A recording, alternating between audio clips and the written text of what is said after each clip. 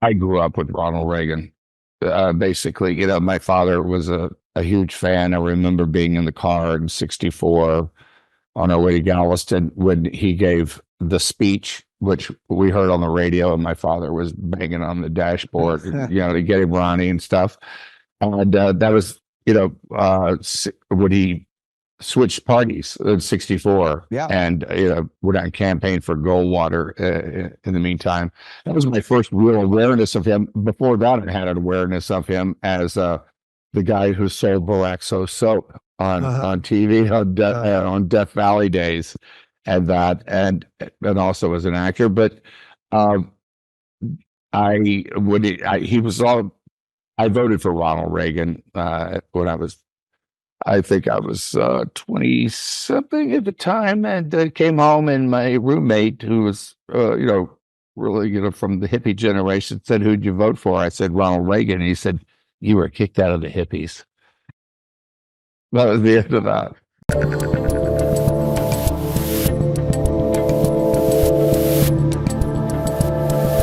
So, I don't know a ton about your politics, but, we played a clip of you a couple weeks ago on Piers Morgan where he was kind of pushing and pulling, trying to get a little more out of you politically. And you basically said, Trump is my guy.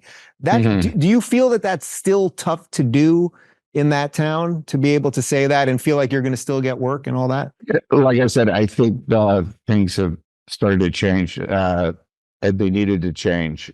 Like a few years ago, we're all you get canceled just for stating your political views. And back when we were doing Reagan, there was an attempt to cancel me a couple of times, based on untruths. Politically, I'm an independent. I always have been. I voted both ways over 5 decades now, and I've really kind of been that way and pretty private about my politics. But I felt that this election is one where everybody really needed to take a side and be vocal. Usually, I don't like to hear actors talk about who they're for and all that stuff because, what do we do for a living? But so you admit I didn't like it that our judicial system was being misused for political purposes, and I've thought it was an assault on our Constitution. And just as a citizen, I need to speak out. Do you find it kind of funny that so many actors feel that they should speak up? Because I can tell you now, it seems that everyone is so overexposed that when I watch movies, I'm less inclined to enjoy movies that I know everything about the actor. I find it refreshing when I turn on a movie and I have no idea who they are. It feels more authentic to me rather than I'm just picking somebody. Oh, that's Tom Hanks pretending to do that thing. Right. I totally agree with you in that. But those days are gone. It used to be that, let's go back to the '70s, even the '80s. I mean, actors Jack Nicholson, Robert Redford. As far as advertising their films, they would do like maybe one interview in a magazine, and they wouldn't even do talk shows.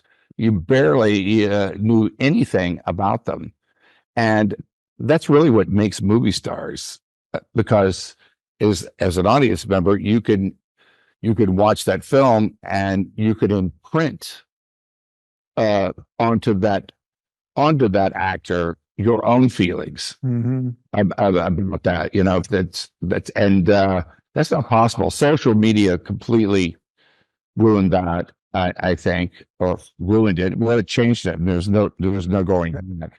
Now as an actor, especially starting out, if you're not on Instagram and out there, having everybody know everything about you, you're not going to get anywhere. Right. You had to go to actual auditions in your day and wait on long lines and all of that stuff. Well, for a time. I've been very grateful for the career that I've had. But there's no changing and going back to what it was. There's no mystery anymore, I think, and that's what's missing. That's why I think there's really a time where there are no movie stars anymore. New ones coming up are fewer and far between. Yeah. Well, the guy that you're doing this movie about, which comes out on August 30th, just in a couple of days from when we're airing this, he was from that Hollywood, and he got into some political problems and all of that. Was that sort of the genesis of your interest in him? Was it more the political part of him? Was it more the acting part? Where were you always interested in Ronald Reagan, or was this just a project that was brought to you? I grew up with Ronald Reagan. Basically, my father was a huge fan. I remember being in the car in '64 on our way to Galveston when he gave the speech, which we heard on the radio, and my father was banging on the dashboard, to get him Ronnie and stuff. And that was, when he switched parties in '64. Yeah. And, went on campaign for Goldwater in the meantime. That was my first real awareness of him. Before that, I had an awareness of him as the guy who sold Boraxo soap on TV on Death Valley days, and that, and also as an actor. But I voted for Ronald Reagan when I think I was 20 something at the time, and came home, and my roommate, who was really from the hippie generation, said, "Who'd you vote for?" I said Ronald Reagan, and he said, "You were kicked out of the hippies." That was the end of that. That was it. You were gone from the hippie community. Yeah. So they bring this role to you, or did you hunt this down? It was brought to me. I was just out of the blue, and Noah Hamilton, who is the brother of Bethany Hamilton, the surfer, who was portrayed in Soul Surfer, the movie that I did. She lost an arm to a shark. Noah called me up and said, "Hey, but there's these people that are doing a movie on Reagan, and they want you to do it. But you have a meeting with them." And so I said, "Sure." And then they weren't going through my agents, because I don't think it was the most popular thing, Reagan still in this town to do. So I met with them, and they offered me parts, and it was Mark Joseph, who's the producer. And I didn't say yes, but I didn't say no, because one thing, it's quite daunting to him. He was my favorite president. He loomed large in my life, and everyone in the world, I think, knows, like Muhammad Ali, what he looks like, sounds like, and has an opinion of who he should be. And there was fear involved in that, but I took my time to think about it. And going up to the Reagan Ranch, which was the Western White House, where you could really feel him, that's what got me to say yes to it. I mean, it's pretty beautiful up there in Simi Valley, and the library and the whole facility is wonderful. Yeah. The Reagan Ranch, though, is not open to the public. It's, was the Western White House, and a group of friends bought it after his passing, and they kept it exactly as Ron and Nancy left it. Their clothes are still in the closet. In fact, wow. You expect them to come back in 30 minutes or whatever. His library with every book that he had read since he was 9 years old is still intact. And what hit me when I went up there, and what made me say yes, was because I could feel Ronald Reagan. I realized when coming in the front gate, after going up 5 miles of the worst road in California, that Reagan was not a rich man.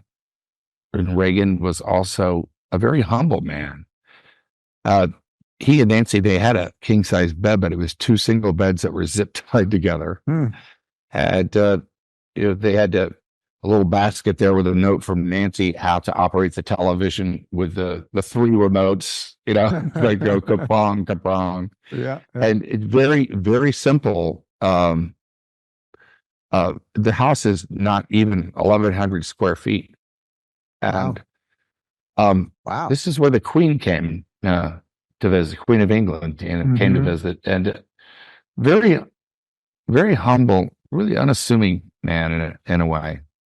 If you're looking for more uncensored opinions from today's thought leaders, check out our media playlist. And if you want to watch full interviews on a variety of topics, watch our full episode playlist, all right over here.